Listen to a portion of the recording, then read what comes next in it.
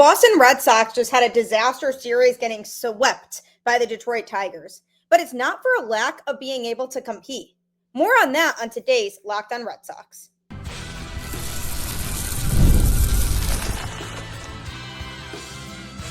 You are Locked On Red Sox, your daily Boston Red Sox podcast. Part of the Locked On Podcast Network, your team every day. Hello and welcome to Locked On Red Sox, your daily Boston Red Sox podcast, part of the Locked On Podcast Network, your team every day. I'm your host, Gabby Maljanian, former ESPN social media associate and current host of the Boston Balling podcast as well. And I'm here to bring you the latest in all things Boston Red Sox, Monday through Friday, straight to your favorite podcast feed, and it's completely free. So be sure to continue to tune in because Locked On is your team every day. Welcome to another episode of the show where unfortunately the Red Sox just completely dropped the ball and got swept by the Detroit Tigers. Honestly, game one was just an absolute mess. Red Sox get blown out. Game two is the game in this series still that makes me the most angry. That was the game in this series that they really needed to win because in the series finale last night, Skubal was pitching for the Tigers, and I did not have very high hopes for that game. But the Red Sox offense actually produced more than I thought and were able to get something going with the bats against him. He's arguably the best pitcher in the league right now, and the Red Sox were able to go out there and make him work. He threw 6 1/3 innings, giving up 7 hits and 5 earned runs, but he did strike out 11. Red Sox still continue to rack up a lot of strikeouts as a team with 14 on the night last night. If you're an ace, you're going to strike out a lot of guys. So that kind of comes with the territory, but the Red Sox still have a strikeout problem as an offensive unit. So on today's show, I'm going to be talking a little bit about that series and the biggest takeaways from it, as well as Tanner Houck being placed on the IL. And lastly, how do you fix this Red Sox team right now? Because what has been incredibly frustrating to me is that this team has talent. It's definitely not a lack of talent for them right now. It's a lack of execution. They currently stand at third place in the AL East with a record of 22-23 after getting swept. They are a half a game behind the Blue Jays and 4 games behind the Yankees, because they are just not winning games at a consistent rate. And the problem is that they seem incapable of going on this big winning streak. They'll win a couple games and have a nice series win, then they'll go and they'll drop a few games. And it's literally just a back and forth thing. Exactly what we saw last year, a team that finished 500. And this team is dangerously close to being at the point where I might say, wow, they are probably going to finish 500 again. It's frustrating for fans because the Red Sox made these moves this past offseason to really try to improve this team. And so far, they just haven't been playing at a level in which people expected or hoped that they would. Now, getting swept by the Tigers, if you just hear that, you think it was just an absolute disaster of a series. Game one, for sure, you can describe that as a disaster. The Red Sox got completely blown out, just was not their day. But then you go into games 2 and 3, and both were very competitive, close game. I mean, the second game of the series went to extra innings, and the Red Sox ended up getting walked off in extras in that game on Tuesday night, 10-9 in 11 innings. I mean, they were hitting in that game. And then in the last game of the series, they lost 6-5 in 9 innings, but a 1-run game again. They have an inability to win close games. Now, one of the biggest takeaways from this series is that it wasn't that the Red Sox were incapable of competing with the Tigers. It would be one thing if they just got blown out in all of the games. That would be a little bit of a different story. But this was a team that went out there and was able to be neck and neck against arguably the best team in the American League right now. So that part of it is certainly promising. Obviously, I'm not going to sound like a complete homer here, and I'm not going to act like everything's okay, because it's not okay. It's embarrassing to get swept by anybody. But obviously, the Tigers are a machine. And it just really irks me that they couldn't take that second game of the series, because this was just an absolute disaster of an overall execution by the Boston Red Sox. So here's what I feel like when it comes to this series.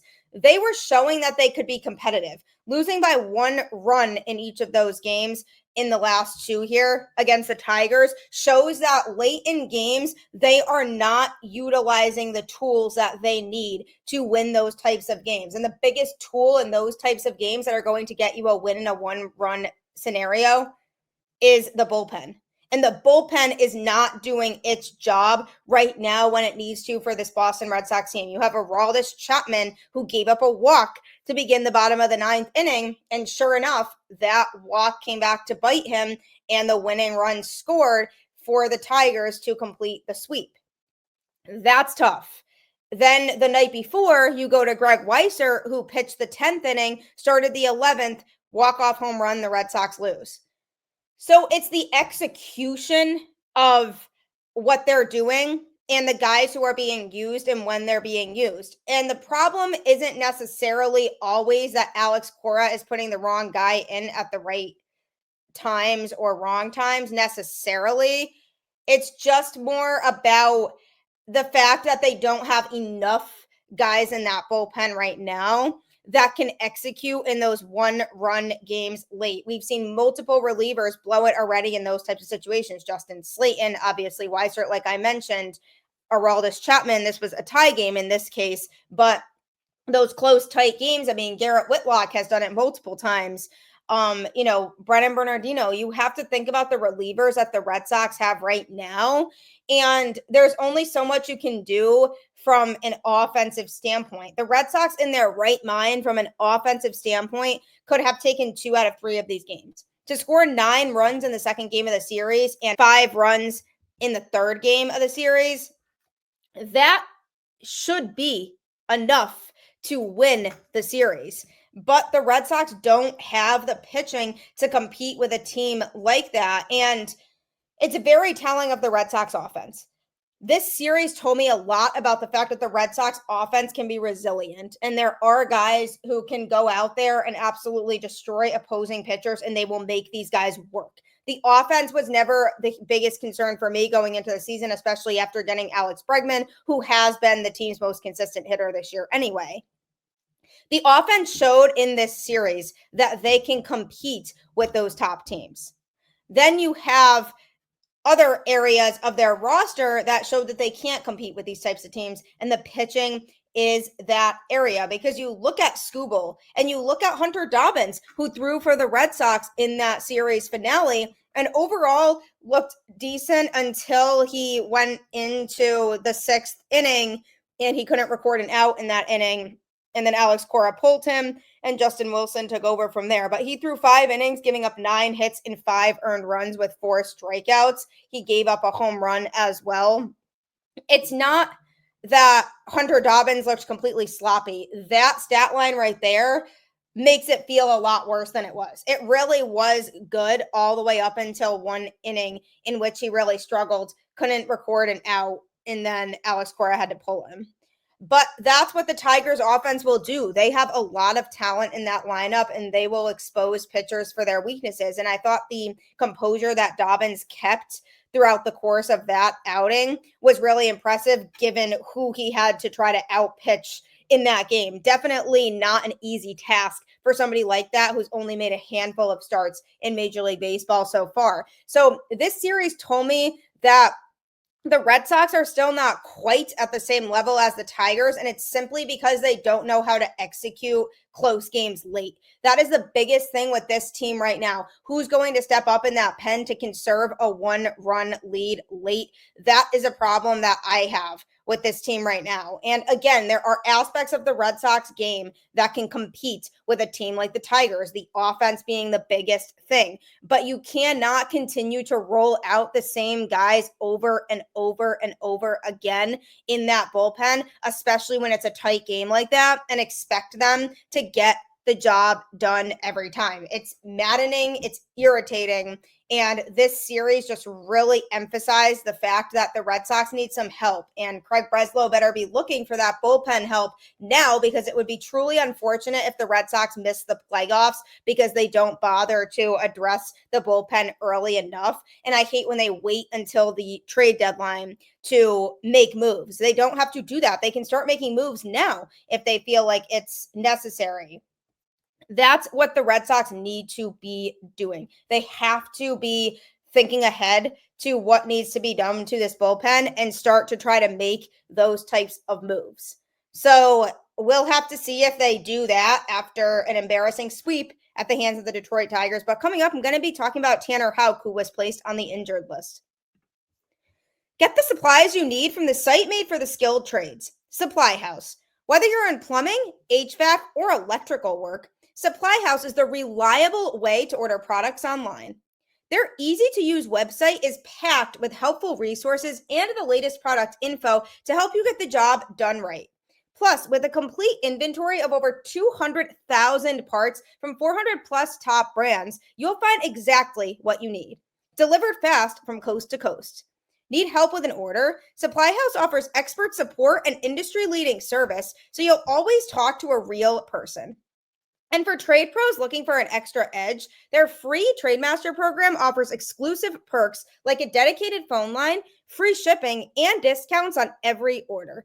Thousands of skilled professionals are already taking advantage. Now it's your turn. Join the Trademaster program today at supplyhouse.com/TM and start ordering plumbing, HVAC, and electrical supplies with just a few clicks. Plus, use promo code SH5 for 5% off your first order. That's supplyhouse.com. Be sure to purchase all of your electrical type of supplies through Supply House. It really can be a lifesaver in regards to any of your needs if you are in those types of fields. My cousin actually is in electrical and he uses Supply House all the time now, and he hasn't gone back since because he has actually seen the results in his work with it. So I highly recommend you checking it out. Well, the Boston Red Sox are not in a good spot right now. They have dropped back to under 500. And the most frustrating thing is that whenever they get to a point where they're rattling off a couple wins, they then lose a few games to get them back at that point. And that's the biggest frustration that I have, is they are never so far in the season at a point where you feel good about them and they're going to rattle off, 8 out of 10 games. They just continue to get themselves back to 500. I mean, it's almost laughable at this point. They're just an average baseball team. And this is what we're used to seeing. And the Red Sox as an organization have not made enough changes that need to be made. And yes, you can say they have injuries, but that's not an excuse. You have to figure out how to win games, and they are not executing late and tight games. And that's the biggest issue that I have with this team right now. And one person who has been a huge concern for this team right now this season is Tanner Houck, who pitched to start the game in the first game of this series in Detroit, and it was an absolute disaster for him. Only pitched into the third inning and gave up 11 runs. So he has seriously been struggling. So it was announced yesterday that the Red Sox have placed him on the 15-day injured list with a flexor pronator strain in his pitching arm. And in a corresponding roster move, the team recalled fellow right-hander Cooper Criswell from AAA. So Tanner Houck on the IL. They're going to try to see if he can work some kinks out. Following a strong 2024 season, he has not pitched well in 2025. And even in regards to his strong 2024 season, a lot of that still did come in the first half. In the second half, he did struggle more than we saw early on. Through 9 starts, he is 0-3 with an 8.04 ERA. He has struck out just 32 batters in 43 2/3 innings while walking 17 and hitting 5. On 2 separate occasions, including his most recent outing on Monday, he has given up 11 earned runs in a start and failed to escape the third inning. If those 2 games were scratched from the register, his ERA would drop to 3.92 and his strikeout and walk rates would look much closer to what they were last season. But you can't just pretend those blowups didn't happen. And it just feels very uncharacteristic of him. And it is true if you don't have the blowouts. Other than that, he has been decent, but those blowouts are incredibly abnormal, not even just for him, but for any decent starter in the majors. So if there is some sort of injury, maybe that is why he has been struggling in that way. But I don't know for sure that it's this serious injury like the Red Sox are saying it is. Sometimes putting a player on the IL is a roundabout way of saying we're sending you down to AAA, because I don't think they really want to say it like that to him and destroy his confidence and say, oh, by the way, you need to work on some things, so we're sending you down to AAA to get reps in until you're ready to come back up. Because mentally, that might not be good for him or his game. So what the Red Sox are instead doing are saying, okay, we are going to put you on the injured list with this injury, and then hopefully you can bounce back and be better than ever. Because when you're on the injured list, eventually you have to make rehab starts. So this is going to force him to have to pitch in AAA. But the reasoning the Red Sox are saying it is because of the fact that he was injured and has to rehab there, as opposed to saying he's pitching down here because he needs more work. So if that makes sense, it's basically the Red Sox sending him down without directly sending him down. And I'm not saying that there isn't actually an injury. Like, I'm sure there could be pain there that he is feeling. And if there is a serious injury, then that definitely explains a lot. But if it's not really that serious, the Red Sox could be doing this to say, okay, he needs more work in AAA. So if we place him on the injured list, eventually he's going to have to rehab there.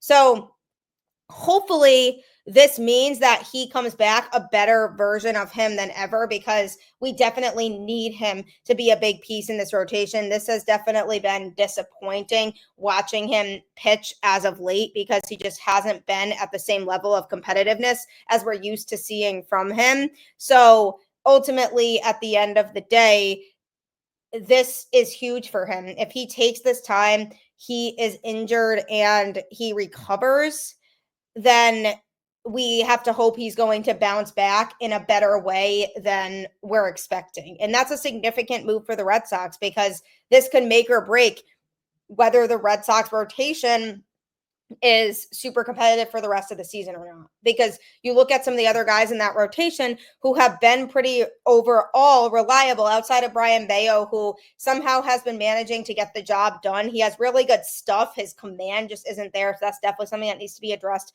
Garrett Crochet is Garrett Crochet. And then you obviously have Walker Buehler, who's injured right now too, but overall has been a pleasant surprise in this Red Sox rotation. Then you have Hunter Dobbins, who has impressed, and you have Richard Fitz, who has impressed as well. So Tanner Houck needs to be able to turn things around here, because it's just tough watching him struggle in that way. And I just do wonder if this injury isn't fully an injury and it's just the Red Sox nice way of saying that they want to send him down for a bit to get some pitches thrown in AAA.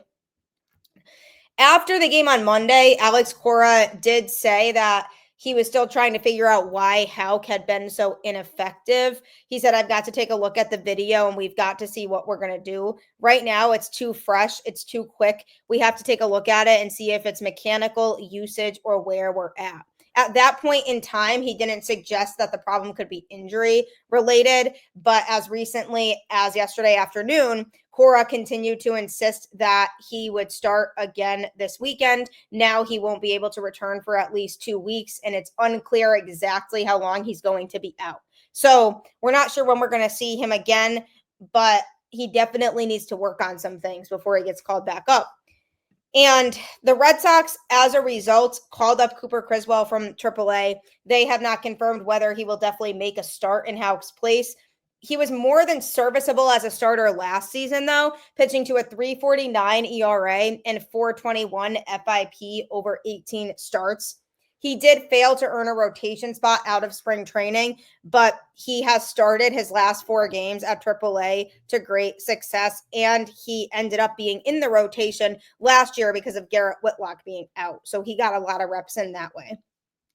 In 20 2/3 innings, he has a 1.74 ERA with 27 strikeouts in AAA. And it's possible that he was called up to be an extra arm out of the bullpen instead. The Red Sox might, I'm not sure 100%, but they might prefer to move Sean Newcomb back from the bullpen into the rotation. Ultimately, Newcomb did beat out Criswell for a rotation spot on the opening day roster. And Newcomb was also the reliever who came out of the bullpen and gave the team 5 2/3 strong innings on Monday after Houck's early exit. He's been stretched out enough to start, and he's on schedule to seamlessly take over for Houck. So that could be a thought that the Red Sox have, is we would prefer to see Newcomb starting there, and we're calling up Criswell to have an extra arm out of the pen. But Criswell had a rough start to the season in the majors too, kind of got rocked his first 2 outings, and then they sent him back down to AAA. So I'm hoping that this new revamped version of Cooper Criswell can contribute. There is also a chance that the Red Sox won't need either of Criswell or Newcomb to step up, because they could skip Houck's turn in the rotation and give the ball to Brayan Bello on Sunday, which is a course of action that is made possible because of the off day on Thursday. So he wouldn't have any less rest than usual. So they do have that benefit of working with the off day today. Then Walker Buehler is expected to be activated from the IL early next week. So he could potentially make the start on Monday, giving the Red Sox a rotation of Bello, Buehler, Crochet, Giolito, and Dobbins, and then you kind of keep both Newcomb and Criswell in the bullpen, which is what I think the Red Sox should do. This is only an option, though, if Buehler is ready to go by Monday, because that has not been confirmed yet. While the Red Sox are planning for him to rejoin the team at some point during their series with the Mets, it's not yet clear if Monday is a realistic date or not. I think they really need to see how the rest of this week goes for him. But say everything goes well and he's ready to rejoin the team on Monday, I'm going with that rotation that I just mentioned, with Crochet, Giolito, Dobbins, Bello, and Buehler in there. And Criswell can kind of be up on an as-needed basis for the bullpen. And Sean Newcomb, same thing, can stay in the bullpen, as opposed to moving one of them back into the rotation. It really would only become applicable if Walker Buehler's return gets delayed and they need somebody to make a spot start. Then the question becomes, who is it going to be? Is it going to be Criswell or Newcomb? And that's where the Red Sox would have to make that decision. But I really, truly do hope that Houck bounces back better than ever, because I do feel badly for him. I know what he is capable of being able to do. I just want to see him go out there and execute. So hopefully he is able to do that soon. But coming up, how would you fix the problems with the Red Sox right now? I'm going to be talking about that next. Thank you for making Locked On Red Sox your first listen today. For your second listen, check out the all-new Locked On MLB Game Night. Every game, every night, all season long. Get local analysis on a national scale. Find MLB Game Night on Locked On MLB on YouTube or wherever you listen to podcasts. It's a great show because it really will keep you up to date on everything going on across the league in the games that took place that night. We don't have time to watch every game going on in baseball, so they will tell you what happened in every game, and you can be part of that for sure if you subscribe on any podcast platform. Also, Locked On Red Sox is available for you Monday through Friday on any podcast platform as well. So the Red Sox got swept by the Detroit Tigers, which obviously is not great and something I would not recommend for any team to have to go through, because it is so frustrating when your team gets swept. And the Red Sox had momentum going into this series because they had rattled off a couple good series wins. The problem is just that they are so inconsistent and they can never put everything together. The bullpen struggles, but the offense is hitting. The offense can't hit anything, and then they are struggling, but the pitching is really good. It's just the same thing as took place last year. They can't put everything together all at once. And when Alex Cora was talking about the sweep, he wasn't as concerned as you might think. An uncharacteristic outing from Aroldis Chapman with the game tied 5-5 in the bottom of the ninth. And Cora wasn't exactly defeated. He said, to be honest with you, this one wasn't as tough as yesterday, as in game 2 of the series. I think we competed the right way with a good job against the best pitcher in the big leagues. It just happened that we ran out of time, right? They scored in the ninth, but I'm pleased with the effort, the way we went about it. Obviously, we got swept here. It sucks, but I'm not even thinking about that. I thought the last 2 days we competed the right way. We hate to lose 3 in a row here, but the way we played the last 2, we're pleased with that at least. I mean, pleased is definitely not the word you should be using, Mr. Cora. I mean, You can say, I liked that we competed in this series, but it's still very frustrating that we couldn't execute late in games because 2 of those 3 games were winnable. You were in both game 2 and game 3 of the series. If you had executed the right way late in the game, you could have won. It's just so frustrating how lightly it seems like he took that. Oh, we're happy we competed. No, you got swept. Acknowledge that.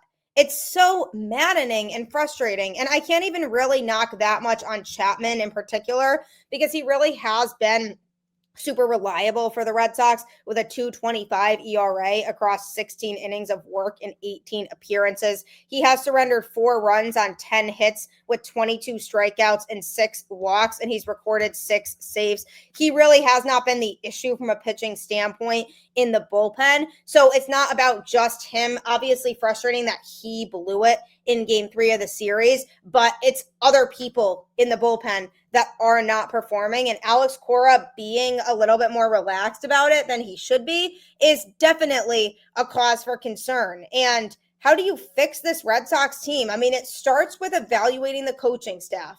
If you think about the talent that the Red Sox have on this roster, they have enough talent to where they should be playing better baseball than they are right now. And that is what makes it so frustrating, is that they are playing very average baseball because they haven't been putting everything together. And the vibes I thought were high going into the season because you had Alex Bregman, who was going to come in and really contribute. And he definitely has been doing his part. And Garrett Crochet has been doing his part. So the issue is that the guys who they acquired that they knew were going to contribute to this team are contributing. It's just guys that they were relying on to show an ability to compete a little bit more are not. I'm looking at guys like Trevor Story, and from a pitching standpoint, Tanner Houck, and from the bullpen, Garrett Whitlock.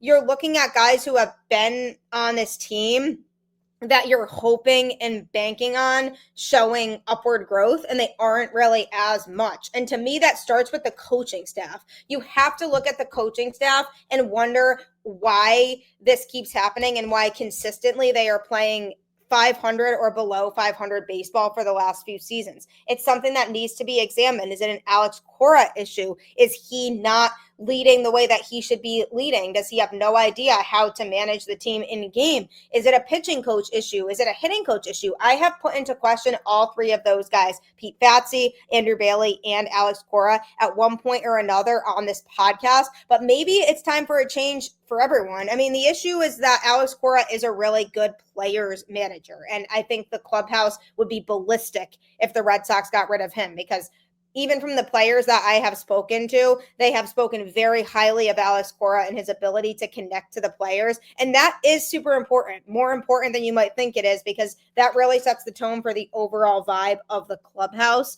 So you can't overlook that. But on the flip side of that, his in-game decision-making hasn't always been the best. So then at some point you have to say, okay, which is more consequential for us? Letting go of Alex Cora and risking the clubhouse being in shambles, or keeping him around and risk that his in-game decision-making could lose games moving forward. So that's something that the Red Sox really have to sit down and examine, is what is on Alex Cora.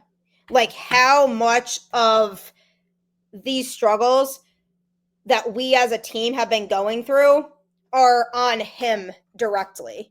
So that's a big thing here. And the biggest thing for me that I'm taking away from that is you kind of have to keep him around because the clubhouse vibes are really important. And the last thing you want to do is throw that off.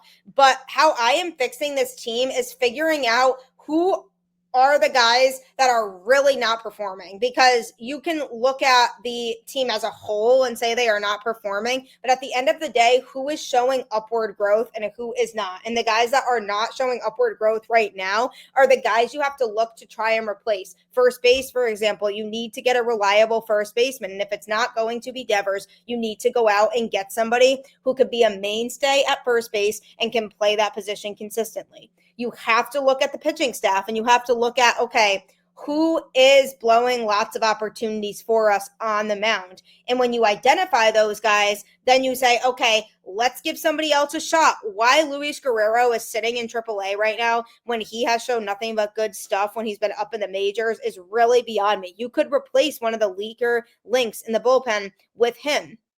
One of the guys who has been seriously struggling, replace with him or replace with somebody else in AAA who's been pitching well that has earned the opportunity to get called up. You have to make some sort of change. This team is not just going to fix itself. Something is not working and something needs to be fixed. And I'm not going to sit here and say, let's call up Anthony and Meyer right now. That's not going to magically fix all the problems because the pitching is still the primary issue with this team. But the Red Sox need to start making some serious changes. And those serious changes, I'm looking at the coaching staff and I'm looking at the guys who consistently are blowing it. Not a guy like Chapman who did it one time. He has been generally very reliable. I'm looking at everybody else that has blown leads multiple times. And I'm saying, okay, who is somebody who we could trust more in this situation that we could give an opportunity to? Make the changes is the bottom line.